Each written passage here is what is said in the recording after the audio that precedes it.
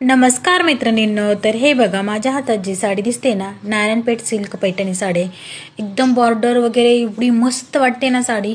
आणि कापड तर एवढं म्हणजे असं सिल्कमध्ये आहे, पण एवढं सॉफ्ट वाटतंय ना, मला खूप छान वाटली होती. खरं तर ही साडी 457 रुपयांना मला मिळाली, पण खूप भारी वाटत होती. असं वाटत होतं ना जसं ती आपल्या गावाकडे आजी घालतात ना इरकल टाईपमध्ये, सेम तशा पद्धतीची साडी होती. एवढी छान दिसत होती, एकदम सॉफ्ट होती. मी तर अशी 2-3 वेळा तिला चुरगळून सुद्धा बघितली. खूप मस्त अशी साडी होती.